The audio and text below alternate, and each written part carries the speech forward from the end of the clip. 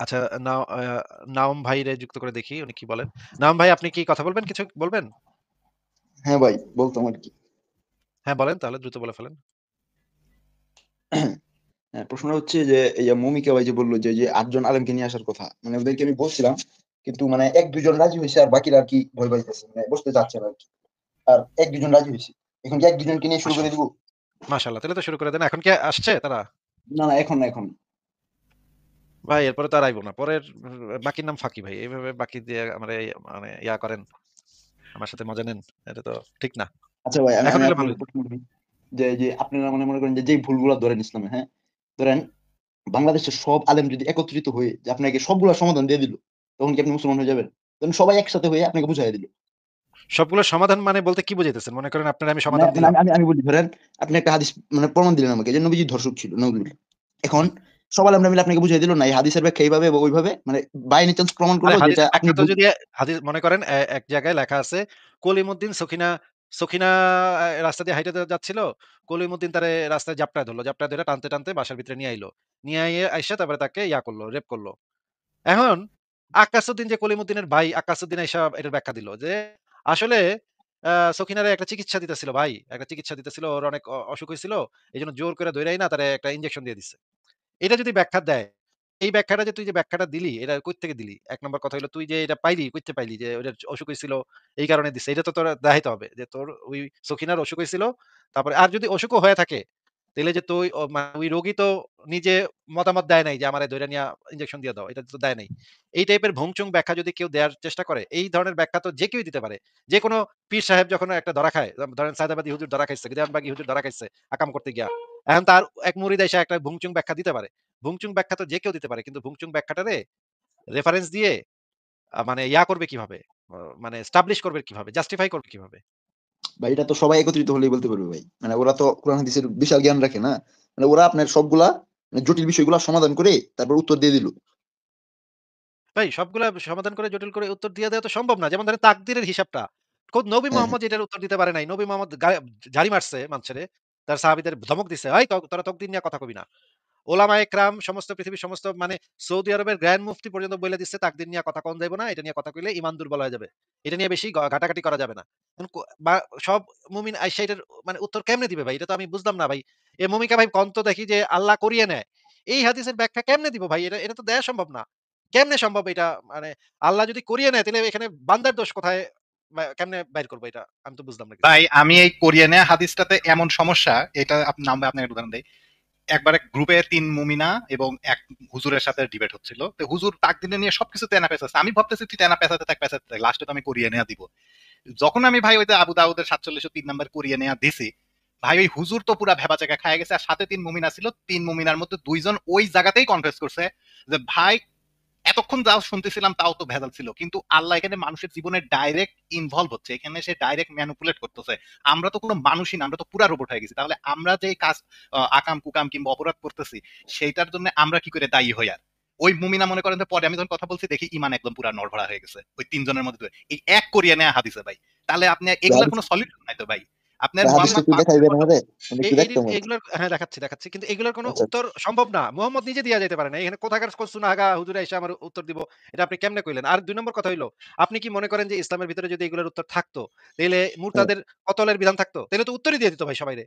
তো করে উত্তর আছে, লাও তোদের একটা যৌক্তিক উত্তর দিয়ে দিলাম দিতাম। তাইলে তো ভাই মুরতাদের শাস্তি থাকতো না। মুরতাদের শাস্তিটা আছেই তো এইজন্য যে কেউ যদি এটা করে, যে কেউ যদি এটা নিয়ে গ্যাঞ্জাম করে তাইলে এটা মেরে এলামো। হুমকি দিয়ে রাইখা দিমু। এটা তো আছেই। এই মুরতাদের শাস্তি, শাতিমে রাসূলের শাস্তি জিনিসগুলো আছেই তো হচ্ছে গিয়ে এগুলারে ট্যাকেল দেওয়ার জন্য। আচ্ছা আমি আপনাকে সেই জিনিসটা দেখাইতেছি যে আ করিয়ে নেয়ার হাদিসটা একটু দেখাইতেছি। আপনি একটু এই হাদিসটা পড়েন তো ভাই। এইটার উত্তর কিভাবে দেয়া সম্ভব? এটা তো দুনিয়ার সব মুমিনরে যদি একত্র কইরা ব্লেন্ড কইরা রস বাইর করি, সবগুলা মিলে সেই রসে তো এটার উত্তর দিতে পারব না ভাই। একটু পড়েন তো ভাই। এখানে কি লেখা? হ্যাঁ, হ্যাঁ। এটা কি মার্ক করাটা পড়বো না শুরু থেকে? একদম শুরু থেকে পড়েন। হ্যাঁ, মুসলিম ইবনু ইয়াসার আল জুনহি রাদিয়াল্লাহু আনহু সূত্রে বর্ণিত, একদা উমার ইবনুল খাত্তাবকে আয়াত সম্পর্কে প্রশ্ন করা হলো, যখন তোমার রব আদম সন্তানের পিঠ থেকে তার সমস্ত সন্তানদেরকে বের করলো। বর্ণনাকারী বলেন আল কানবী আয়াত পড়ছিলেন। উমর রাদিয়াল্লাহু তাআলা বলেন, আমি এ সম্পর্কে রাসূল সাল্লাল্লাহু আলাইহি ওয়াসাল্লাম এর নিকট প্রশ্ন করতে শুনেছি। রাসূল সাল্লাল্লাহু আলাইহি ওয়াসাল্লাম বলেছেন, মহান আল্লাহ আদম আলাইহিস সালামকে সৃষ্টি করার পর স্বীয় হাতে তার পিঠ বুলিয়ে তা থেকে একদল সন্তান বের করে বলেন, আমি এদের জান্নাতের জন্য সৃষ্টি করেছি এবং এরা জান্নাতবাসীর উপযোগী কাজ করবে। অতঃপর আবার তারা পিঠে হাত বুলিয়ে একদল সন্তান বের করে নিয়ে বলেন, একদিন আমি জাহান্নামের জন্য সৃষ্টি করেছি। এবং রাসূল সাল্লাল্লাহু আলাইহি ওয়াসাল্লাম বলেন, মহান আল্লাহ কোন বান্দাকে জান্নাতের জন্য সৃষ্টি করেন, তারা জান্নাতবাসীদের কাজই করিয়ে নেন। করিয়েন তারা তার দ্বারা জান্নাতবাসীদের কাজই করিয়ে নেন।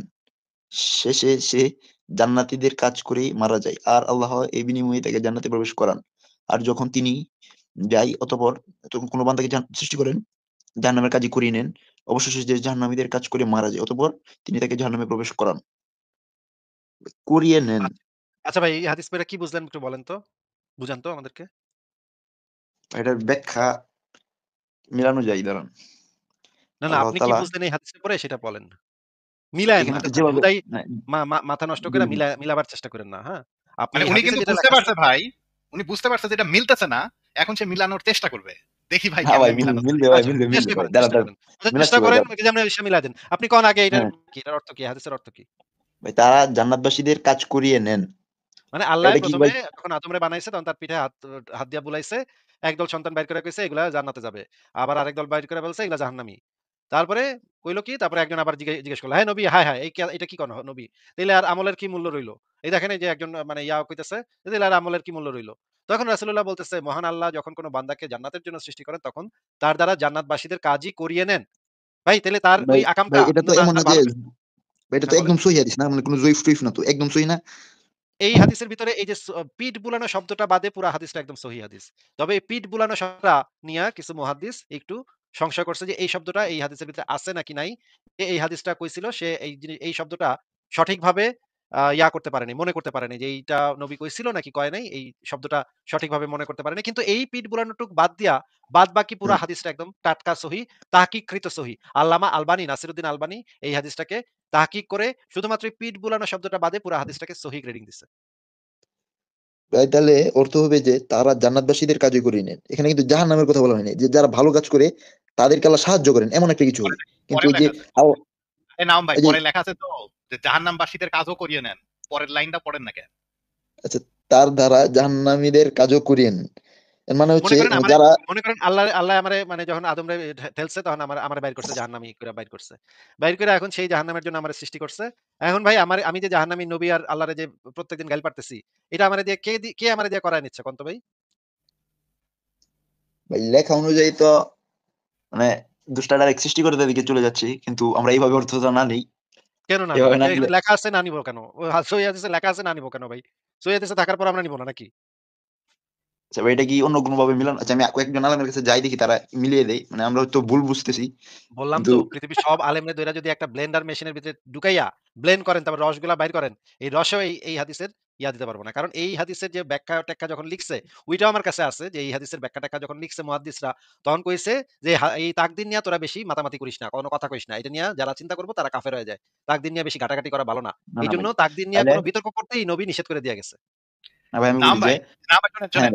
ভাই, নবী মরার হ্যাঁ পরে, হ্যাঁ মোহাম্মদ মরার পরে তাবেঈদের কাছে তার এক শিষ্য গেছে। তো শিষ্য যায় বলতেছে, আমি তো এই হাদিসটা নিয়ে খুব বড় বিপদে পড়ছি হুজুর। হ্যাঁ যে হ্যাঁ, এই নবী এই হাদিসটা। কাজ করিয়ে নিচ্ছে বলে গেছে, আমি যেটা নিয়ে খুব বিপদে পড়লাম। হ্যাঁ, মানে তারও ইমান নড়বড়ে হয়ে গেছে। ধরেন সে ইমান যায় অবস্থা। সে হ্যাঁ অনেক হ্যাঁ হ্যাঁ। পেরেশান হয়েছে 3 মাস 4 মাস। সেই আরো কোনো আলেম এটার সলিউশন না পায়ে বড় একটা তাবেঈর কাছে পাঠাইছে যে যাও, ওই লোক নিজেই হাদিসটা বর্ণনা করেছে, ওই লোক নিজেই তোমাকে এটা বলবে যে এই হাদিসের মানে কি। ওই লোকেরও অ্যান্সার ছিল এটাই যে তুমি এগুলা নিয়ে চিন্তা করো না। ভাই ডাইরেক্ট ভাবতে নিষেধ করে দিছে।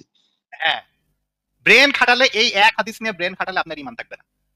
এবং এই যে এই ভাবতে নিষেধ করে দিছে এটাও আপনারে আমি দেখায় দিব। এটারও দলিল আমাদের সাথে রেডি করা ভাই আছে।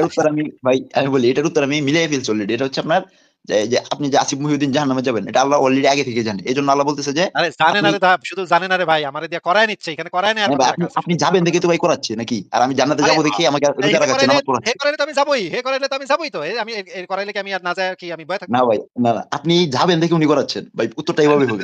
নাম ভাই দেখেন, এই যে লাস্টের এই টানাটাতেই আসেন শেষমেশ। দেখেন নাম ভাই, আপনি কালকে রোজা রাখবেন, আমি এটা জানি। হ্যাঁ, কিন্তু হ্যাঁ হ্যাঁ ধরেন আমাকে অবশ্যই আপনার হাতে একটা অপশন থাকতে হবে যে রোজা রাখবেন অথবা না রেখে হইলেও আমাকে ভুল প্রমাণ করার একটা অপশন আপনার হাতে থাকতে হবে, যাতে আপনার হাতে ফ্রি উইলটা থাকে। কিন্তু আমি যেহেতু জানি আপনি কালকে রোজা রাখবেনই, আমি এখন নাম ভাইরে রাত 10টা থেকে শিকল দিয়ে বাইরে একটা ঘরের মধ্যে আটকা দিলাম, যাতে এই হালারপুত নাম যাতে কিছুতেই ভাত পানি কিছু না খেতে পারে। তাহলে তো হ্যাঁ ভাই এই যে আপনি ভাত পানি খাইলেন কি না খাইলেন, রোজা করলেন কি না করলেন, এটা তো আর আপনার কোনো আর ক্রেডিটই থাকছে না, পুরা ক্রেডিট না তো ভাই, আমার এটা পরে যায়। না না ভাই, এটা আপনি উদাহরণ দিলে তো হবে না, সৃষ্টিকর্তার ক্ষেত্রে বিষয়টা ভিন্ন। মানে আপনার সৃষ্টিকর্তা জ্ঞান এখানে পাল্টাতে পারে, যে আপনি, আমি বলি আপনি, আপনি শিকল দিয়ে বাঁধবেন, না ভাই, আপনি আমাকে নাও পাইতে পারেন। দেখেন হ্যাঁ এখানে ভাই, দেখেন বলেন বলেন, মানে আপনি যে আমাকে আচ্ছা, বাঁধবেন, ঠিক আপনি আছে ভাই, আমাকে নাও ভাই পাইতে একটু পারেন। দেখেন, ভাই একটু দেখেন। এই হ্যাঁ গ্রন্থটার নাম হচ্ছে শারহুল আকিদা আত-তাহাবিয়া। এটা হচ্ছে সারা হ্যাঁ হ্যাঁ পৃথিবীর সবচেয়ে আকীদা গ্রন্থ। এটা হচ্ছে একটা আকীদা গ্রন্থ। ইসলামের মূল আকীদা, মৌলিক বিশ্বাস। সেই এই গ্রন্থের ভিতরে লেখা আছে ইমাম ইবনে আবিল ইজ আল হানাফি এই গ্রন্থটার লেখক। মাকতাবাতুস সুন্নাহ প্রকাশনী থেকে বের হওয়া 423-424 নম্বর পৃষ্ঠাতে লেখা আছে। দেখেন একটু পড়েন তো ভাই, এখানে কি লেখা? তাকদীর সম্পর্কে আসল কথা হলো, এটি সৃষ্টিকুলের ব্যাপারে আল্লাহর একটি গোপন বিষয়, যার নৈকট্যপ্রাপ্ত কোন ফেরেশতা কিংবা প্রেরিত কোন নবী অবহিত নন। নবীও অবহিত নন। মানে মানে এই ফেরেশতা এবং বিষয়টি নবীও নবীও জানেন না। এই জিনিস বুঝে না। হ্যাঁ? বুঝে এটা না ভাই, এমনই উনি এক, নবী জানে না ভাই, বুঝে না তো, না তো নবী জানে না। না জানলে বুঝবো কেমনে? আশ্চর্য! যেমন ভাই গায়েবের খবর তো আল্লাহ কাউকে বলেন না, এটা গায়েবের মতো আমি হবে। আমি তো সেটাই বলতেছি। জানেও না, হুম বুঝেও না। হুম এমনকি ফেরেশতা এবং প্রেরিত নবীও এই জিনিস জানেও না, বুঝেও না। ঠিক আছে? হ্যাঁ এই বিষয়ে অবহিত নন। মানে এই বিষয়ে সম্পর্কে তাকদীর বিষয়ে নবী পর্যন্ত, ফেরেশতা পর্যন্ত জানেও না, বুঝেও না। তাইলে কোন কারণ চুনাহাঙ্গার আল্লাহ পাক মুমিন জানান এটা, নাই এই জন্য। হ্যাঁ সেটা যে কারণেই হোক। এটা তো ব্যাখ্যা দিছে, এই হাদিসের ব্যাখ্যা দিছে যে এটা নবী রাসূলরাও জানে না। তাইলে কোন চুনাহাঙ্গা কেমনে কইবো এটা? আচ্ছা ঠিক আছে, পরে পড়েন এখানে কি লেখা? হ্যাঁ এ সম্পর্কে গভীর চিন্তা ভাবনা করা অথবা অনুরূপ আলোচনায় প্রবৃত্ত হওয়া ব্যর্থ হওয়ার কারণ বাঞ্ছনার সিঁড়ি এবং সীমালঙ্ঘনের স্তর, ও অতএব সাবধান। আ আস্তে। কি কইলেন? কি কইলেন? এ সম্পর্কে গভীর চিন্তা ভাবনা করা কি ভাই? সীমালঙ্ঘনের স্তর হ্যাঁ? মানে কি? মানে কি? বঞ্চনার মানে সিঁড়ি হচ্ছে ভাই, ব্যর্থ আমি হওয়ার কারণ। বলি, মানে মানে হচ্ছে কি? যে আল্লাহ পাক যে গায়েবের খবরটা জানেন, এটা নিয়ে তো আমার ভাবার দরকার নাই। আল্লাহ আরে পাক ভাই যেটা জানেন জানুক। এইখানে, আরে ভাই ওইখানে কি লেখা আছে যে এই তাকদীর নিয়ে গভীর চিন্তা ভাবনা করাটা করতে কি এখানে উৎসাহিত করা হচ্ছে নাকি না নিরুৎসাহিত না না করা হচ্ছে? সীমালঙ্ঘন বলা হচ্ছে। মানে এই আর বিষয়ে আপনারা গভীর চিন্তা এটা তো ভাবনা ঠিকই করতে আছে না ভাই, এটা তো করছেন। ঠিকই বলা হচ্ছে। হ্যাঁ হ্যাঁ, না নিষেধ করছে। ঠিকই তো, অবশ্যই এটা নিয়ে চিন্তা করতে গেলে তো ইসলামের লুঙ্গিটাই খুলে যাবে। তাই তো আপনি চিন্তা করলে তো নাস্তিক হয়ে যাবেন, কাফের হয়ে যাবেন, ব্যর্থ হইবেন ইসলামের না দৃষ্টিতে, ভাই, আপনি আপনি তো ভুল ব্যর্থই ব্যাখ্যা হইবেন। করতেছেন ভাই। আপনি তাইলে ভাই এখানে উল্টাপাল্টা বলতেছেন। এটা নিয়ে গভীর চিন্তা ভাবনা করতে তাহলে নিষেধ করবে কেন? যদি আমি উল্টাপাল্টাই করি, এই যে এই ভাই আমি ইসলামের বলি, দৃষ্টিতে ব্যর্থ হওয়া মানে কি? আপনি না তো না না নাস্তিক না হয়ে যাবেন নাকি? ভাই, না না, আল্লাহ পাক বলছে কি, আমাকে নিয়ে স্টাডি করো না, তোমরা আমার সৃষ্টি নিয়ে স্টাডি করো। আপনি আরে তো ভাই এখানে এখানে তো ডাইরেক্ট আল্লাহকে তাকদীর। নিয়ে কথা হচ্ছে না, তাকদীর নিয়ে কথা হচ্ছে। তাকদীর হ্যাঁ হ্যাঁ, সম্পর্কে গভীর চিন্তা আপনি ভাবনা আপনি এটা করা, শুনেন নাই যে তাকদীরের ভালো মন্দ সব আল্লাহর হাতে? এটা সেটা নিয়ে আমার তো তো ভাবার বিষয় না। সেটা এখন তো আমি আল্লাহকে নিয়ে কথা বলতেছি না। এই যে তাকদীর নিয়ে কথা বলতেছি, সেটাতে থাকেন। হ্যাঁ হ্যাঁ, বলেন এই যে বলেন। তাকদীর সম্পর্কে গভীর চিন্তা ভাবনা করা নিষিদ্ধ করছে নাকি এখানে? হ্যাঁ হ্যাঁ ভাই, তাকদীর মানে তো হচ্ছে যে আমার ফিউচারে কি ঘটবে, ওটা আমার তাকদীর, ওটা সেটা নিয়ে তো আমার সেটা চিন্তা যেটাই ভাবনা হোক, নিষিদ্ধই। সেটা যেটাই হোক, অবশ্যই কেন চিন্তা ভাবনা আপনি করবেন না? যেকোনো মানুষই কালকে কি করবে এটা ভাববে বা তার ভবিষ্যতে কি হবে এটা সেটা তো ভাববে। আমরা ভাববো, আপনাকে কিন্তু আমি যেটা জিজ্ঞেস করছি, ইসলামের দৃষ্টিতে তাকদীর হ্যাঁ নিয়ে হ্যাঁ, গভীর চিন্তা ভাবনা করাটা কি হালাল নাকি হারাম? উম হাদিস অনুযায়ী তো হারাম, সীমা লঙ্ঘন যেহেতু বলা হচ্ছে। তাইলে নিশ্চয়ই এটার ভিতরে কোনো একটা কিছু আছে যেটা নিয়ে চিন্তা ভাবনা করতে গেলে ঈমান দুর্বল হয়ে যাবে নাকি? না না ভাই, এমন তো কিছু নাই, এটা আল্লাহর আরে জ্ঞান এখানে তো সম্পর্ক, এটা মানে বল আল্লাহ। লেখা, এটা এখানে লেখা রে বেটা। মমিকা ভাই ও দেখছেন ভাই, কি রকমের মুমিনের অবস্থা কি দেখছেন? এখানে এটা লেখা কোথায় রে ভাই বেটা কোথায়? যে গভীর চিন্তা ভাবনা করা, অনুরূপ আলোচনায় প্রবৃত্ত হওয়া, ব্যর্থ হওয়ার কারণ বঞ্চনা, সিঁড়ি এবং সীমালঙ্ঘনের স্তর। এই সীমালঙ্ঘনের স্তর মানে কি? নাম ভাই, এটা তো আপনাকে আমি যদি হ্যাঁ ভাই, এভাবে বুঝাই, দেখেন নাম ভাই শুনেন, হ্যাঁ আপনি হ্যাঁ হ্যাঁ যদি কালকে থেকে গভীর চিন্তা ভাবনা করা শুরু করেন যে পূর্ব হ্যাঁ দিক থেকে সূর্য উঠে কিনা, আপনি ধরেন 3 হ্যাঁ। দিন ভাবলেন, এলাকার সবাই মিলে ভাবলেন, আপনার এই ভাবনা চিন্তা করে কি কোনোভাবে প্রমাণ করতে পারবেন ওই সূর্য পূর্ব দিক থেকে উঠবেই কালকে? এটা কি ভুল প্রমাণ করতে পারবেন আপনি? না না না, এটা যদি তাহলে উঠে তাহলে যেটা তো বলবো না সলিড কি ভাই, হবে। দেখেন, যেটা সলিড, যেই জিনিসের মধ্যে কোনো খুঁত নাই, যেই জিনিসের মধ্যে কোনো সমস্যা নাই, সেই জিনিস নিয়ে আপনি যতই ভাবেন না কেন কোনো সমস্যা নাই। বৈজ্ঞানিক পেপার গুলো ওভাবে পিয়ার রিভিউ করা হয়। আমি যদি একটা বৈজ্ঞানিক কোনো দাবি করি, সেটা অন্যান্য বিজ্ঞানীদের কাছে ক্রিটিক করার জন্য ওপেন করে দেয়, ভাই তুই এটার মধ্যে খুঁত বের কর পারলে। ঠিক এইভাবে হ্যাঁ হ্যাঁ। মুহাম্মাদের উচিত ছিল যদি তাকদিরে কোনো সমস্যা না থাকে সবার কাছে ওপেন করতে, কিন্তু মুহাম্মদ সিলমোহর মেরে দিছে, বলতে যে না, এই যে খামটা বন্ধ করে দিলাম, এই খাম আর কেউ খুলতে হবে না, কারণ এটা নিয়ে তোমরা চিন্তা ভাবনা করতে গেলে তোমরা সবাই ঈমান হারা হয়ে যাবে। এটা এটা বিশাল তাকদীর মানে প্রবলেমেটিক তো জিনিস। ভবিষ্যৎ, তাহলে তাকদীর মানে তো মানে আরে সবার ব্যক্তিগত যেটাই হোক না ভবিষ্যৎ, কেন, এটা নিয়ে তো। যেটাই হোক না হ্যাঁ কেন, হ্যাঁ, সেটা তো আপনি কি ম্যাটার বলতে করছে না। চাচ্ছেন ম্যাটার কি করছে মানে? কি দেখেন, যে মুহাম্মদ এই জিনিসটা নিয়ে চিন্তা ভাবনা করতে নিষেধ করে গেছে, কারণ চিন্তা ভাবনা করলে আপনার ঈমান থাকবে না। এটা তো আপনি বুঝতে আপনি পারতেছেন যে মুহাম্মদ তবে কেন নিষেধ করছে, নিষেধ করার রিজনটা তাকদীর বুঝেন। বলতে আপনি, তাকদীর বলতে আপনি কি বুঝতে পারছেন? মানে এটা একটু ক্লিয়ার করেন। মানে তাকদির বলতে তাকদীর কি এখানে বল। যা লেখা আছে, তাকদির বলতে এখানে যে হাদিসের মধ্যে লেখা আছে যে আল্লাহ আমাকে সবকিছু করায় নিচ্ছে, আমি রোবটের মতো, আমার কোনো ফ্রি উইল নাই, আমি কোনো ভালো করতে পারি না, আমি কোনো খারাপও করতে পারি না, যা কিছু আল্লাহ আমাদের দিয়ে করায় নাই। যেরকম ঠিক একটা রোবট যেরকম মানুষটাকে বানায়, প্রোগ্রাম করে, রোবট যেরকম নিজের থেকে কোনো কিছু করতে পারে না, তারপরে কিন্তু মানুষ তো একটু এই যে স্মার্ট আছে।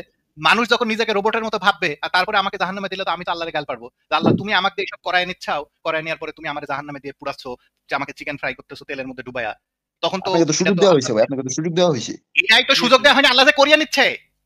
আল্লাহ যখন করাই আচ্ছা নিচ্ছে, ভাই, দেখেন আপনি ছোট করিয়ে বাচ্চা যদি নিচ্ছে থাকে, মানে এটার অর্থ না, রোবট থামেন হবে থামেন, না এই ভাই, দেখেন, করিয়ে নিচ্ছে মানে না রোবট না, না, আরে নাম ভাই, আপনি দেখেন ভুল দেখেন, বুঝতেছেন। আপনার আপনি যখন ছোট ছিলেন, আপনার হ্যাঁ টিচার আপনাকে হাতে ধরে লেখা লেখা শিখাই দিত না, যে হাত ধরে ধরে হ্যাঁ হ্যাঁ লেখাইতো না? এখন ওই হ্যাঁ। হাত ধরে ধরে লেখানো বাচ্চা যদি একটা রচনাও লেখে, সেই ক্রেডিটটা কি সেই রচনা পায়, মানে রচনা লেখার ক্রেডিট সেই বাচ্চাটা পায়, নাকি ওই টিচারটা পায়, বলেন তো? আচ্ছা, ইয়া ভাই, মমিকা ভাই, আমি বলেন একটা তো। উদাহরণ দেই, একটা উদাহরণ দেই। দেন, মনে দেন। করেন আ নাওম ভাই, আপনাকে আল্লাহ পাক জান্নাতের জন্য সৃষ্টি করছে। ঠিক আছে? হ্যাঁ হ্যাঁ ধরেন, হ্যাঁ। হ্যাঁ? এটা আপনি জানেন না এখনো। না, আপনি একদিন হাঁটতেছেন, হাঁটতেছেন, দেখলেন একটা মেয়ে যাইতেছে। এখন মেয়েটাকে তো আপনি রেপ করতে চাইলেও না তো ভাই, করতে না ভাই, পারবেন না। আল্লাহ সবাইকে জান্নাতের জন্য সৃষ্টি করছে, কিন্তু কর্মগুণে ওরা জাহান্নামে চলে যায়। হ্যাঁ, এখন ওমা! বলেন। এই হাদিসে লেখা আছে এক আরে, দলের জান্নাতের জন্য সৃষ্টি করছে, আরেক দলের জাহান্নামের জন্য। আপনি এই কথা পাইলেন কোথায়? সবাইরে জান্নাতের জন্য সৃষ্টি করছে? দলিল ভাই, দেন। আল্লাহ কি চায় কেউ জাহান্নামে যাক? দলিল দেন। এটার দলিল দেন। আল্লাহ চায় কি চায় না এটা আমি জানতে চাই না। আপনি দলিলটা দেন, আল্লাহ সবাইরে জান্নাতের জন্য সৃষ্টি করছে। এরকম কথা যদি আপনি দেখাইতে পারেন, আমি লাইভে কানে ধরে উঠবস করব। যান, দেখান। ভাই, এটার জন্য কি দলিল লাগে? ও, আপনার কথার কোনো দলিল ভাই, লাগবে এটা না। ইসলামের ভাই মূল কনসেপ্টই এটা ভাই, যে আল্লাহ এটা পাক এই মূল চায় না কনসেপ্টটা কেউ কোন জাহান্নামে বইতে যাক। লেখা আছে? আপনার এই মূল কনসেপ্ট কোন বইতে লেখা আছে একটু দেখান আমাদেরকে। এই যেকোনো একটা বই থেকে দেখান। আপনি ডাইরেক্ট প্রমাণ চাচ্ছেন না? বরঞ্চ এর সূরা উল্টা কথাই লেখা আছে। আয়াতের নাম্বারটা বলেন, আয়াত নাম্বারটা বলেন বা হাদিস নাম্বারটা বলেন, আমরা বের করে দেখাবো, অসুবিধা নেই।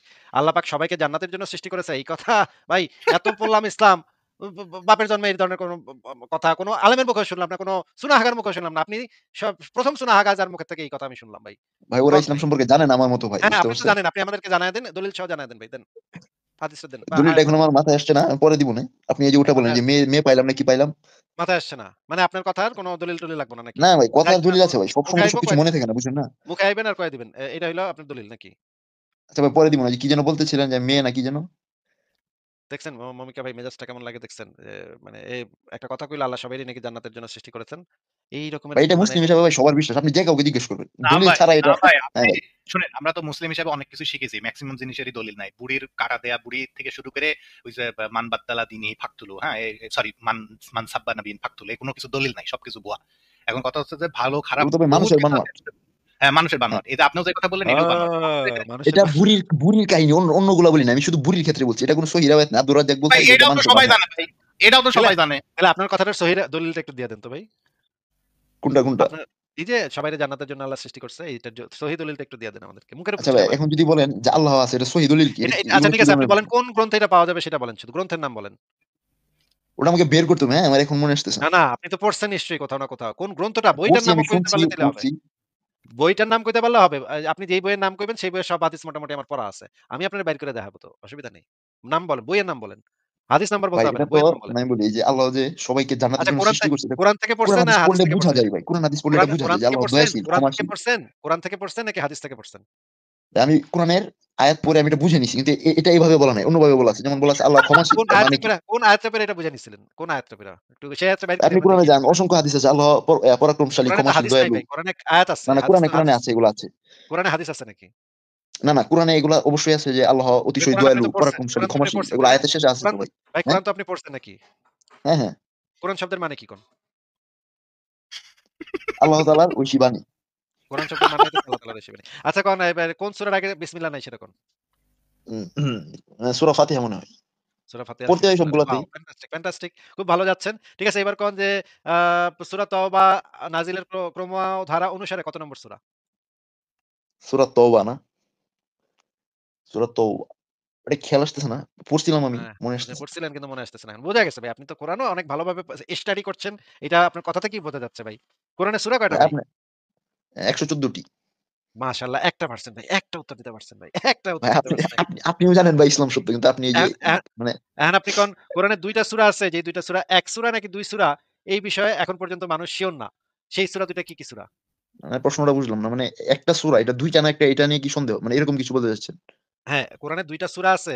কিন্তু এই ২ টা সূরা আসলে একটা সূরা নাকি আলাদা সূরা, এইটা নিয়ে কেউ এখন পর্যন্ত নিশ্চিত না। কারণ নবী রাসূল এরকম কিছু বলেছেন, নাই ভাই। এরকম কিছু নাই আসলে।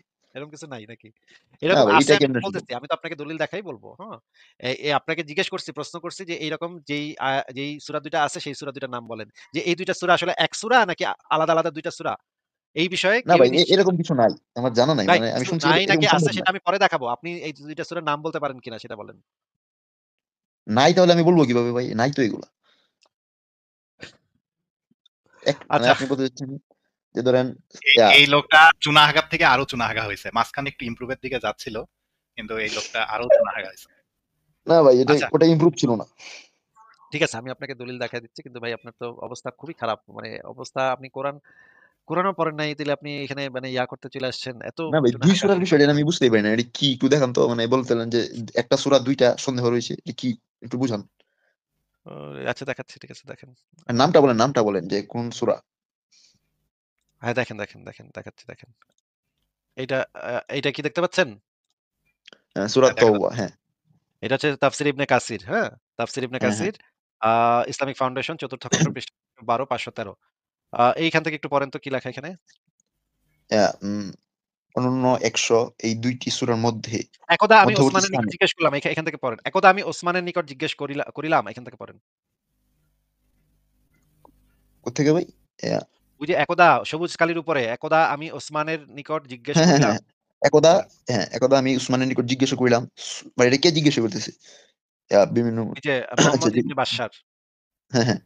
অ্যা একদা আমি উসমানের নিকট জিজ্ঞাসা করিলাম, সূরা অনন্য ১০০ অনন্য ১০০ এই ২ টি সূরার মধ্যে মধ্যবর্তী স্থানে আপনার বিসমিল্লাহ লিখেন নাই কেন? এই অনন্য ১০০ মানে কি? মানে জিজ্ঞেস বুঝি করল না। যে সূরা আনফাল এবং সূরা তাওবার মাঝখানে আপনি বিসমিল্লাহ লেখেন নাই কেন? কারণ সূরা তাওবার আগে সূরা তাওবা হলো এমন একটা সূরা যেই সূরার আগে কোনো বিসমিল্লাহ নাই। কোরআনে সবগুলা সূরার আগে বিসমিল্লাহ আছে। শুধুমাত্র একটা সূরার আগে কোনো বিসমিল্লাহ নাই। সেটা হইতেছে সূরা তাওবা। এখন এটা নিয়ে জিজ্ঞেস করছে ওসমানরে যে, "ওসমান, হুজুর, এই সূরা তাওবার আগে বিসমিল্লাহ নাই কেন? আনফালের পরে মানে বিসমিল্লাহ না কইরা সূরা তাওবা শুরু করে দিলেন আপনি। এটা কেন করছেন?" এটা জিজ্ঞেস করছে। হ্যাঁ, এবার পড়েন। হ্যাঁ। এতদীয় উক্ত সূরাদ্বয়কে আপনারা যে দীর্ঘ সূরা সংযুক্ত এর মধ্যে স্থাপন করিয়াছেন, উহার কারণ কি? উসমান রাদিয়াল্লাহু তাআলা বলিলেন, অনেক সময় এইরূপ ঘটিত যে, নবী সাল্লাল্লাহু আলাইহি সাল্লাম এর প্রতি একটি সূরার অংশ বিশেষ নাজিল হইবার পর অন্য একটি সূরার অংশ বিশেষ নাজিল হইত। এরূপ নবী সাল্লাল্লাহু আলাইহি সাল্লামের উপর একটি সূরা নাজিল হওয়া শেষ হইবার পূর্বে অন্য একটি সূরা অংশ বিশেষ নাজিল হইত। এমত অবস্থায় কোন আয়াত নাজিল হইলে তিনি কোন ওহী লেখক সাহাবীকে ডাকিয়া বলিতেন যে, সূরা এ বিষয় বর্ণিত হইয়াছে, এ আয়াতকে উহার মধ্যে অমুক স্থানে স্থাপন করো। সূরা আনফল হইতেছে মদীনায় অবতীর্ণ প্রথম সূরাসমূহকে অন্যতম। পক্ষান্তরে সূরা বারাআত, সূরা তওবা হইতেছে মদীনার অবতীর্ণ শেষ সূরাসমূহের অন্যতম, কিন্তু উভয় সূরার বর্ণিত ঘটনা ও কাহিনী প্রায় এরূপ। এই পরিপ্রেক্ষিতে আমি ধারণা করিলাম, সূরা বারাত পৃথক কোন সূরা নহে, বরং উহা সূরা আনফল এর একটি অংশ।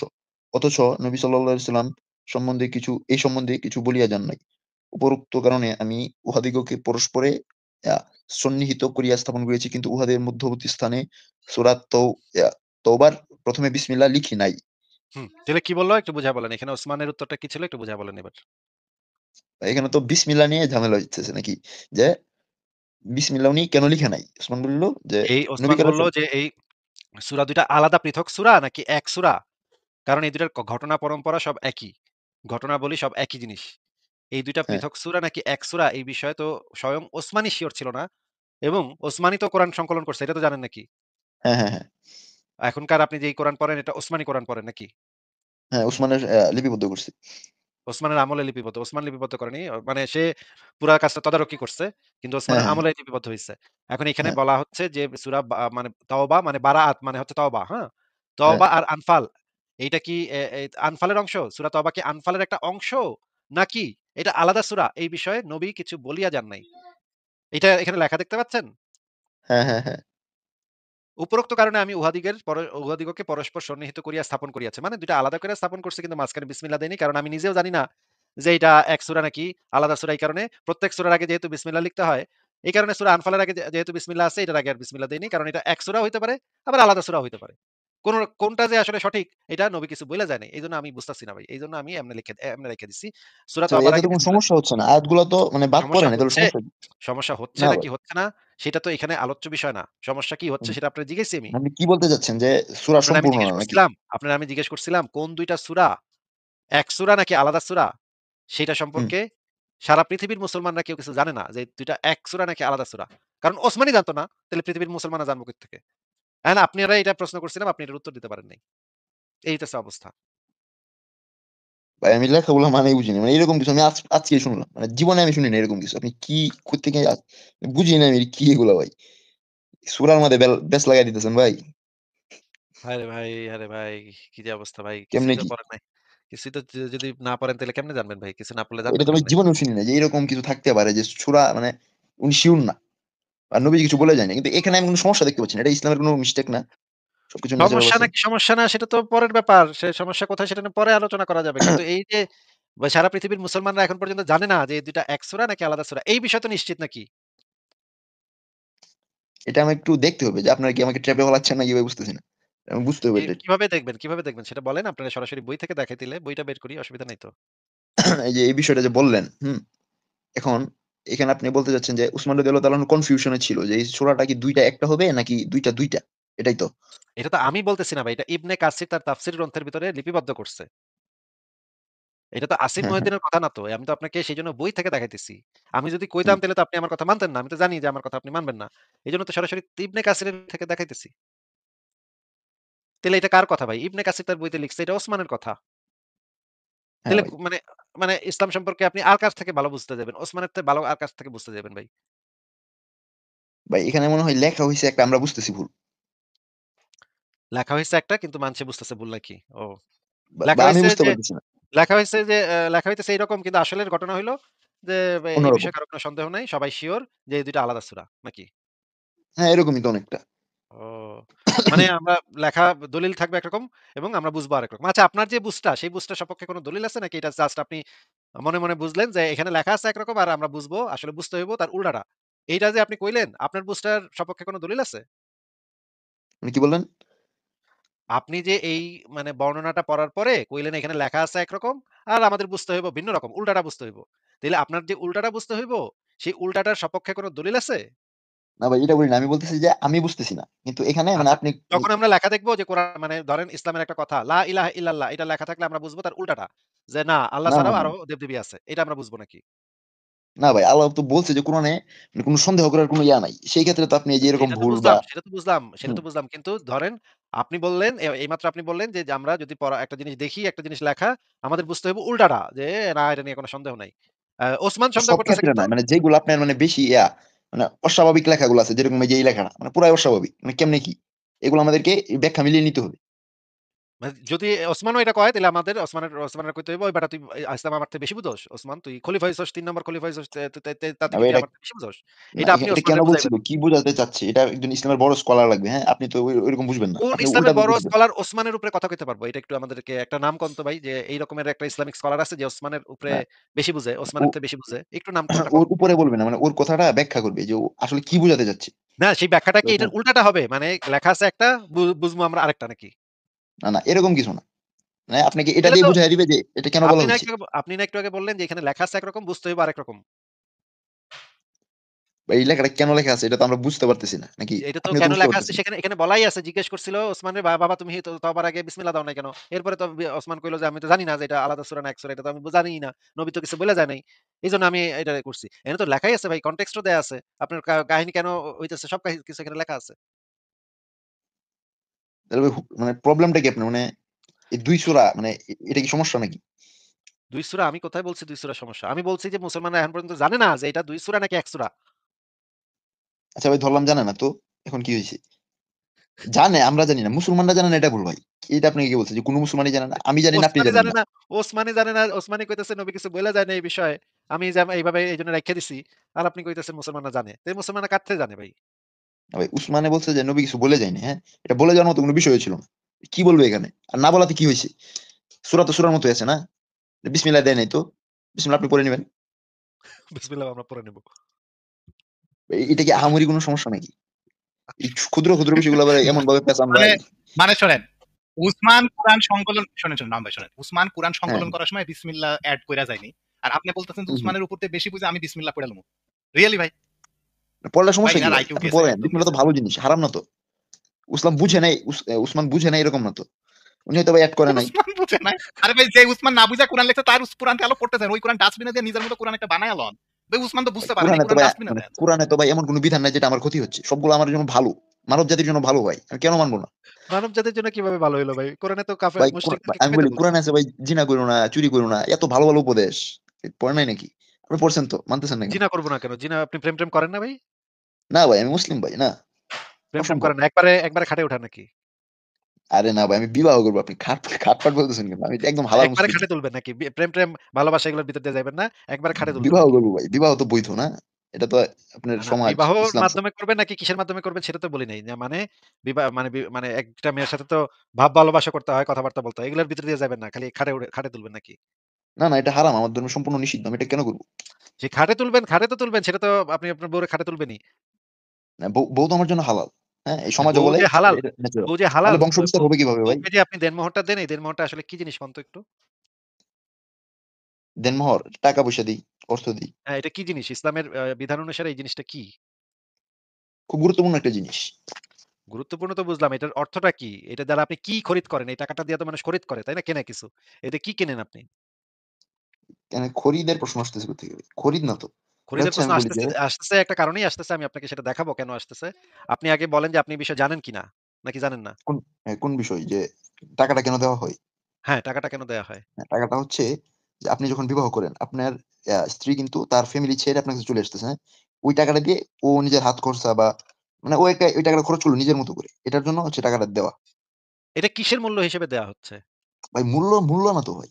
ও, এটা মূল্য না। আচ্ছা ঠিক আছে, আমরা তাইলে না, কোরআন না। হাদিস থেকে আবারও হাদিস থেকে দেখি এবং হাদিসের হ্যাঁ, ব্যাখ্যা হ্যাঁ, গ্রন্থে এবার আমরা যাবো। দেখি যে সেখানে হ্যাঁ, কি হ্যাঁ। বলা আছে। যান, যান। যে যান, যান। হ্যাঁ, হ্যাঁ, ঠিক আছে, ঠিক আছে।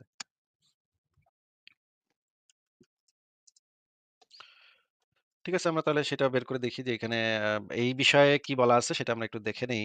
যে হ্যাঁ, হ্যাঁ, এই দেনমোহর জিনিসটা, এই জিনিসটা আসলে কি? ইসলামের বিধান অনুসারে এই দেনমোহর জিনিসটা কি সেটা আমরা একটু কোরআন হাদিস এবং হাদিসের যে ব্যাখ্যা গ্রন্থ সবকিছু থেকে আমরা দেখব না, অসুবিধা নেই। হ্যাঁ, হ্যাঁ, একটু দেখেন তো এখানে কি লেখা আছে, একটু পড়ে শোনান তো আমাদেরকে। এই জিনিসটা আগে ১ম এ দেখাচ্ছি যে এই জিনিসটা এটা কোন গ্রন্থ থেকে। এটা হচ্ছে আহকামুল হাদিস গ্রন্থ থেকে হ্যাঁ। বিবাহ অধ্যায়। একটু পড়েন তো যে মাহর যে দেনমাহর এইটার হুম। সংজ্ঞাটা কি একটু পড়েন তো ভাই? হচ্ছে অর্থাৎ স্ত্রীর যৌনাঙ্গ উপভোগ করার বিনিময়ে স্বামী কর্তৃক স্ত্রীকে যে সম্পদ দান করা হয় তাই মোহর। অর্থাৎ যে সম্পত্তির বিনিময়ে মহিলার যৌনাঙ্গ হালাল হয় তাই মোহর। হ্যাঁ। আচ্ছা, এই কথাটার মানে আচ্ছা, কি আপনাকে ভাই? তাইলে এখানে আপনি টাকাটা দিলেন এটা মানে কিসের হচ্ছে কি কিনলেন আপনি? অর্থাৎ যৌনাঙ্গ উপভোগ করার বিনিময়ে স্বামী স্ত্রীকে যে সম্পদ দান করা হয়। মানে এটা হচ্ছে আপনার স্ত্রীকে যে আপনি হালাল করছেন, হ্যাঁ? এটার প্রমাণস্বরূপ আপনি টাকাটা স্ত্রী কি দিছেন। হালাল না? স্ত্রীর কোন জিনিসটা হালাল করছেন আপনি? মানে কি জিনিসটা কিনছেন ভাই আপনি? ওর ভাই ওর ফুল বডি কি আপনার ভোগ জন্য করার হালাল ভাই। মাধ্যমে আপনি শুধু বিশেষ কি অঙ্গ ভোগ হতে করা যাচ্ছেন কেন? সব হালাল। ভাই, এখানে তো লেখা আছে ফুল বডি দেখেই তো আপনার জন্য জানছি। হালাল। এখানে তো লেখা আছে ওটা দেখেই ওটা বলতেছি। ভাই যেটা লেখা আছে ভাই, ওটা তো যেটা হালালই। যেটা সংজ্ঞা, তাছাড়া ফুল বডিও তো হালাল। সংজ্ঞাতে যে জিনিসটা লেখা আছে সেটাই তো আমি বলতেছি। আমি তো বানায় কিছু বলতেছি না। যে এটা তো জিনিসটা এখানে হালালই ভাই, লেখা এটা তো আছে, হালালই। এই যে হ্যাঁ, হ্যাঁ, ওই হ্যাঁ। জায়গাটা, ওই জিনিসটা উপভোগ করার বিনিময়ে তো আপনি এই টাকাটা দিতেছেন নাকি? না, না, বিষয়টা এইভাবে না যে ওটার জন্য আরে ওটা আমি বিষয়টা খরিদ সংজ্ঞাতে করছি তো এটাই এরকম। লেখা। সংজ্ঞাতে তো এটাই লেখা। ভাই লেখা বিষয়টা এইজন্য কি এরকম না। আপনি এটা ধরে নিবেন? তো এটা তো সংজ্ঞাতে যেটা লেখা আছে সেটাই তো ধরে নিব। তো ভাই কোনটা ধরে বিষয়টা নিব? এরকম না। আপনি বিষয়টা এরকম না দিলে ভুল কোন রকম? বুঝতেছেন। আচ্ছা, আচ্ছা, এখানে দেখেন এখানে কি লেখা আছে এটা পড়েন। অর্থাৎ পড়েন। অর্থাৎ স্ত্রীর যৌনাঙ্গ উপভোগের বিনিময়ে নগদে বা বাকিতে যে সম্পদ স্ত্রীকে প্রদান করা হয় তাই মোহর। হুম। আচ্ছা, খুব ভালো। এই পড়েন এখানে কি লেখা আছে আরো পড়েন। অর্থাৎ বিবাহ বন্ধনের সময় স্বামী কর্তৃক স্ত্রীকে যা প্রদান করা হয় তাই মোহর। মোট কথা হলো বৈবাহিক সম্পর্কের সময় স্বামী স্ত্রীর বিশেষ অঙ্গ থেকে স্বাদ উপভোগ করার বিনিময়ে স্ত্রীকে যে অর্থ প্রদান করা হয় তাকেই মোহর বলে। হুম। আচ্ছা, এই লাইনটা একটু পড়েন তো। তাদের নিকট বিবাহ হচ্ছে ক্রয় বিক্রয়ের ন্যায়। বা এটা আচ্ছা, কাদের বিবাহ বলা হচ্ছে? এই আ যে এখানে সুফ যারা মোহরের এই যে ইমাম শাফি, আহমদ, সুফিয়ান সাউরি, ইসহাক প্রমুখের মতে। ইমাম শাফি, ইমাম আহমদ এরা হচ্ছে সবচেয়ে বড় ৪ মাযহাবের ২ হ্যাঁ, ২ হ্যাঁ ২ ভাই। ও ইমাম ও ও এরা। ও মাযহাবের বড় দেখে তার এই মতামত নিতে হবে, এটা তো কোন কথা নাই, হ্যাঁ? হ্যাঁ, অবশ্যই, অবশ্যই আপনার কথা কি নিতে হবে তাইলে? হ্যাঁ, মাযহাবের ইমামদেরকে না নিয়ে আপনার মতো সুন্নাহ হাগাত কাছ থেকে মতামত নিতে হবে নাকি? আরে ভাই বাহ! চুনাগা যে বলতেছেন, আমি বলি। আপনি আপনার ডিরেক্ট অবশ্যই সাহাবী আপনি নবীর কাছে যান আপ ভাই। আ আমরা ৪ মাযহাবের ইমামদের মতামত নিব না। সুনাহাগা মাদ্রাসা ছাব আ নওম সাহেবের কাছ থেকে মানে ইসলাম শিখব। ভাই অবশ্যই শিখব ভাই। আমারটা এই যদি জায়গাটা একটু পড়ে দেখান। নবী এবং এই সাহাবী থেকে এই প্রমাণিত এই হয় আপনি নিতে বাধ্য। এই জায়গাটাতে কি লেখা একটু পড়ে শোনান ভাই। হ্যাঁ, যে স্বামী স্ত্রীর যৌনাঙ্গ উপভোগ করার বিনিময়ে তাকে প্রদান নগদ বা অর্থ সম্পাদনকে মোহর বলি। হুম। আচ্ছা ঠিক আছে, খুব ভালো পড়ছেন। এবার আমরা আ সরাসরি এখান থেকেও পড়ি। এখানে এটা একটু পড়েন তো এখানে কি বলা আছে? ন এই রাসূলে মহিলাকে করিম হ্যাঁ, রাসূলে করিম বলেছিলেন, "তোমার যতটুকু কুরআনি ইলম আছে তার বিনিময়ে আমি" এখান থেকে পড়েন।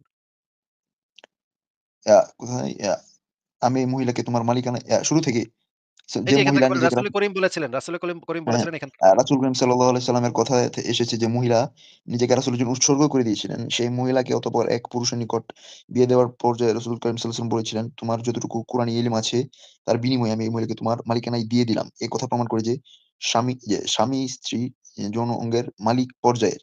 আচ্ছা, হ্যাঁ আচ্ছা ভাই, হইছে, ঠিক আছে। আপনার এই আমি কথা আমি এই আমি কথাটার বলি, মানে কি ভাই? এই কথাটার মানে কি একটু মানে আমি বুঝায় বলি, বলেন তো? মানে আমি নিজের বলি নিজের যে নিজের কোনো ব্যাখ্যা বিশ্লেষণ ঢুকায়েন না। এখানে যেটা লেখা না, আছে না শুধু সেটাই নিজের বলুন। না আমি বলি যে মানে স্বামী-স্ত্রীর যৌনাঙ্গের মালিক পর্যায়ে এর মানে আপনার যে ওয়াইফ আছে, হ্যাঁ? মানে মালিকটা বুঝাচ্ছি। আপনার ওয়াইফের মানে আমি যৌনাঙ্গের মালিক আমি ওইটা টাকা দিয়ে কিনছি, আমি যখন ইচ্ছা এটা করব নাকি? আমি শেষ করি ভাই যে আপনার যে ওয়াইফ আছে, হ্যাঁ? তাই মালিক ওর পর্যায়ে বলতে যৌন তো এটাই বোঝায়। মালিক মানে ভাই তার বলি, বলি। এই আপনি আমারটা অঙ্গটা কি শুনেন যে তার নিজস্ব মালিকানা নাকি আমার মালিকানায় হবে তাইলে? আপনি যদি বিয়া যেমন করেন ভাই আমি এই ইসলামিক না, না কায়দায় বিয়া করব না আপনার কখনো। হ্যাঁ? আপনার ওয়াইফের যৌনাঙ্গের মালিকানা তো আমি না। আমি ইউজ করতে পারব না। আপনি ব্যবহার না, না, করুন। না। এটা যার বলা হচ্ছে যৌনাঙ্গ যে আপনি তার মালিক। মালিকানা। যার যৌনাঙ্গ তার আমাদের বিধান অনুসারে যার যৌনাঙ্গ তার মালিকানা। সে কখন করব না করব সেটা সে ডিসাইড করব। কিন্তু আপনি যদি আপনার স্ত্রীর যৌন অঙ্গের মালিক হন, তাহলে তো এটা আপনি হুম। ডিসাইড করবেন যে কখন আপনি ওইটারে ভোগ করবেন বা কি করবেন না করবেন এটা তো আপনি মালিক নাকি? হ্যাঁ, হ্যাঁ, এটা তো আমি মালিক। সরাসরি মোহাম্মদের কথাতে চলে যাই। দেখেন তো এখানে কি বলা হয়েছে, মোহাম্মদ কি বলছে? স্ত্রীর মোহর দিতে হবে তার লজ্জাস্থান উপভোগ হালাল করার জন্য। মানে কি কথাটার? স্ত্রীর মোহর দিতে হবে তার লজ্জাস্থান উপভোগ হালাল করার জন্য। এটা আপনাকে মোহরের গুরুত্ব বোঝানো হইছে, হ্যাঁ? এটা কি অন্য কি বোঝানো কোনভাবে হয়েছে নিয়েন না। সেটা আপনাকে জিজ্ঞেস করি নাই ভাই। এখানে কি বোঝানো হয়েছে? আপনার নিজস্ব কোনো ব্যাখ্যা না ভাই, বিশ্লেষণ দিয়ে আপনি তো বুঝেন নাই দেখে আপ জিজ্ঞেস আপ করতেছেন। কিন্তু না আমি তো বুঝতে পারতেছি। আপনি যদি কোনো ব্যাখ্যা বিশ্লেষণ দিতে চান তাহলে সেটা দলিল সহ দিতে পারেন। সেটা দিলে আমি মাইনে নিব আপনার কথা। কিন্তু আপনার নিজস্ব মন গড়া কথা সুনাহাগা মাদ্রাসা থেকে সুনাহাগা মুমিন এসে আমারে ইসলাম শিখাবে। যে হচ্ছে আমি কোরআন শব্দের অর্থই বলতে পারল না। যারে আমি ৪ টা প্রশ্ন করলাম ৪ টার ভিতরে ৩ টাই সে ফেল মারল। এরকমের সুনাহাগা মুমিনের থেকে আমি ইসলাম শিখবো। আমার মতো লোক ইসলাম শিখবে এরকমের ভাই, সুনাহাগা মুমিনের থেকে। তাহলে তো ভাই আমার লজ্জায় বিনা সত্যি বলতে করবে। আপনি কিন্তু চুনাহাগা নাস্তিক। এটা আপনাকে মানতে হবে, হ্যাঁ? আপনার অডিয়েন্স বুঝে গেছে যে আপনি চুনাহাগা নাস্তিক ভাই। অবশ্যই, ভাই অবশ্যই, আপনি অবশ্যই। চুনাহাগা আপনি নাস্তিক ভাই। ৪ টা প্রশ্ন মানে আপনি কোরআন শব্দের অর্থ জানেন না। আপনি সুনাহাগা থেকেও তো না ভাই, মানে এখানে ভাই কত আপনি সুনাহাগা মুমিন আসছে। কত বড় ভাই সুনাহাগা আপনিও মুমিন ভাই আসছে। চুনাহাগা একটা নাস্তিক বলদার ভাই আমি বুঝতে পারলাম। আচ্ছা, বলদার বাচ্চা বলদা সুনাহাগা মুমিন আসছে। কিন্তু এই যে কোরআন শব্দের মানে জানে না এরকমের সুনাহাগা খুবই রেয়ার কেস। এরকম কোরআন শব্দের মানেই ভাই বলতে আমিও পারে না। আপনার মতো চুনাহাগা এরকমের নাস্তিক দেখি নাই। সুনাহাগা মানে এত এরকমের সুনাহাগা একদম রেয়ার কেস। আপনি একেবারে রেয়ার কেস সুনাহাগা। হ্যাঁ? সুনাহাগার থেকেও ভাই যে আপনিও ক্যাটেগরি চুনাহাগা আছে সেই চুনাহাগা ক্যাটেগরির ভিতরে একেবারে নিচের দিকে পড়েন আপনি। এখানে লেখা আছে যে দেনমোহর হচ্ছে নারীর, স্ত্রীর লজ্জাস্থানের মালিকানা হয়ে যায়। আর আপনি কইতেছেন এটা দ্বারা এটা বোঝানো হয়েছে। এটার গুরুত্ব বোঝানো হয়েছে। কোথায় গুরুত্ব বোঝানো হয়েছে? আচ্ছা পরের হাদিসে পড়ি। এখানে কি বলা হচ্ছে দেখেন। আ তোমার দেওয়া সম্পদ ওই বস্তুর বিনিময়ে বলে গণ্য হবে যা দ্বারা তুমি তার লজ্জাস্থান হালাল করেছো। মানে প্রত্যেকটা হাদিসে বলা আছে যে একটা মেয়েকে যখন বিয়ে করে দেনমোহরটা দেয়া হয় সেই দেনমোহরটা হচ্ছে আসলে তার লজ্জাস্থানের মূল্য। লজ্জাস্থানটা যে ভোগ করবে তার মূল্য হিসেবে সেই টাকাটা দেয়া হয়, দেনমোহরের টাকাটা দেয়া হয়। এখন আমি যেটা জিজ্ঞেস করব যে আপনি যে বিয়ে করবেন, একটা মেয়েকে বিয়ে করবেন, মেয়েটার যৌনাঙ্গের টাকা দিয়া তার যৌনাঙ্গটা কিনবেন আপনি। নাকি না নাঈম ভাই বলেন এবার। হ্যাঁ, হ্যাঁ। আপনি যখন একটা মেয়েকে আবার বিয়ে করে দেনমোহর দিতেছেন তার মানে তার যৌনাঙ্গটার মালিকানা আপনি পাইতেছেন নাকি? হ্যাঁ, অধিকার আমার। হুম। মালিকানা ওখানে তো লেখা আছে একদম হ্যাঁ, মালিকানা। আচ্ছা ধরেন মালিকানায়, হ্যাঁ। আপনি তার যৌনাঙ্গটা কিনতেছেন ওই পয়সাটা দিয়ে নাকি? হ্যাঁ, হ্যাঁ, হ্যাঁ। আপনার বাপে আপনার মায়ের যৌনাঙ্গটা কিনছিল নাকি? মানে বুঝলাম না। আপনার বাপে আপনার মায়ের মানে দেনমোহর দেয় নাই? না ওটা কিনে নাই। আপনি শব্দটা ভুল চয়ন আরে ভাই করতেছেন। ওটা কিনে নাই। ওইটা তো না, না, এইভাবেই না। বলা আছে যে মালিক বলতে ভাই জিনিসটা এই ক্রয় মালিক বিক্রয়ের বলতে মতো। ওটা বোঝানো হয় নাই। আপনি জিনিসটা যে বুঝতেছেন ক্রয় কম। বিক্রয়ের মতো সেটা তো এখানেই লেখা আছে। আমি তো আপনাকে সেটা দেখাইলামও। জিনিসটা যে ক্রয় বিক্রয় পর্যায়ের সেটা তো এখানেই লেখা আছে। যে একদম পরিষ্কারভাবে লেখা যে এই জিনিসটা হচ্ছে এই কথা প্রমাণ করে স্বামী স্ত্রীর যৌন অঙ্গের মালিক পর্যায়ের এবং আরো এক জায়গায় লেখা আছে এই জিনিসটা হচ্ছে তাদের নিকট বিবাহ হচ্ছে ক্রয় বিক্রয়ের ন্যায়। তাহলে তো ক্রয় বিক্রয়ের ন্যায় হইল। তাহলে ইসলাম অনুসারে আপনার বাপে আপনার মায়ের যৌনাঙ্গটা কিনছে পয়সা দিয়া এবং সেটারে সে উপভোগ করার জন্য কিনছে যেন সেটারে সে ভোগ করতে পারে নাকি ভাই? না, না, না। আপনি ভুল ব্যাখ্যা করতেছেন। এটা এরকম হবেই না। আচ্ছা আপনার ব্যাখ্যাটা যে সঠিক ব্যাখ্যা সেটা একটু দলিল সহ আমাকে দেখান। আগে দলিলটা দেন তারপর আপনার ব্যাখ্যাটা আমরা শুনব। ভাই এটার দলিল ভাই এই লেখাটাই ভাই, হ্যাঁ? এই লেখা পড়ে আমি এটা বুঝতেছি আপনি ভিন্ন মত নিচ্ছেন। এটা আপনার আচ্ছা। মিস্টেক। এই লেখা পড়ে আপনি কি বুঝছেন যে এটা এখানে কোন ভাই লজ্জাস্থানের এটা মালিকানা ভাই টালিকানা আমি কিছু বলি নাই? এটা আপনাকে বলা হচ্ছে যে এই যে যেমন আপনার স্ত্রীর যৌনাঙ্গের মালিকানা যেমন আমি না। আমি চাইলে আপনার স্ত্রীকে সেক্স করতে পারব না। আপনি এই আমার বিষয়টা হচ্ছে আমার এরকম। আমার স্ত্রীর যৌনাঙ্গের মালিক সে, আমার যৌনাঙ্গের মালিক আমি।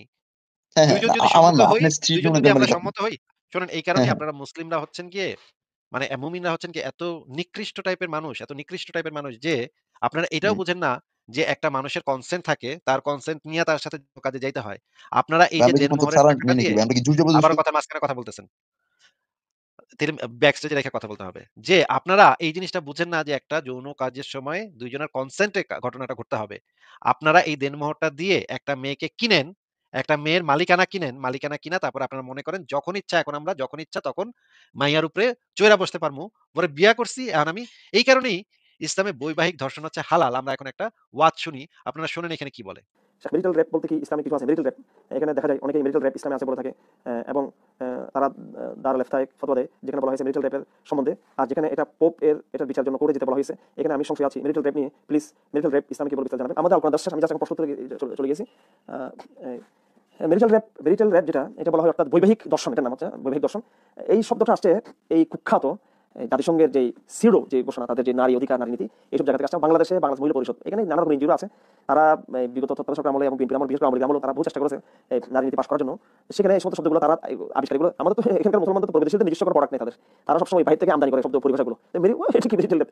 মেরিট হলে আবার র্যাপ কিছু হয়, বিয়ের মধ্যে র্যাপ কিছু। তো অর্থাৎ তারা বলতে চাই স্বামীর অধিকার নাই যে বিবিকে স্ত্রীকে বা বিবিকে সহবাসের জন্য তাকে বাধ্য করা। ইসলামের কোনো পরিভাষা নেই, ইসলামের কোনো পরিভাষা নাই, এটা সম্পূর্ণ একটা পাশ্চাত্যের একটা ভুয়া পরিভাষা। এটা দিয়ে তারা স্বামী অবদ্ধ করার জন্য মেয়েদেরকে এই শব্দগুলো তারা ইয়ে করেছে। ইসলামে যেটা আছে সেটা হলো স্ত্রীকে বলা হয়েছে স্বামী যখন তার সাথে মিলিত হতে চাইবে, স্ত্রী সেটা ইয়ে করবে, স্ত্রী স্বামীকে সে সুযোগ দিবে। শব্দগুলো সম্পূর্ণ ভয়ঙ্কর শব্দ, এগুলো পরিভাষাগুলো খারাপ শব্দ, এগুলো নারীবাদীদের শব্দ, ফেমিনিস্টদের শব্দ, পাশ্চাত্যদের থেকে আমদানি করা শব্দ।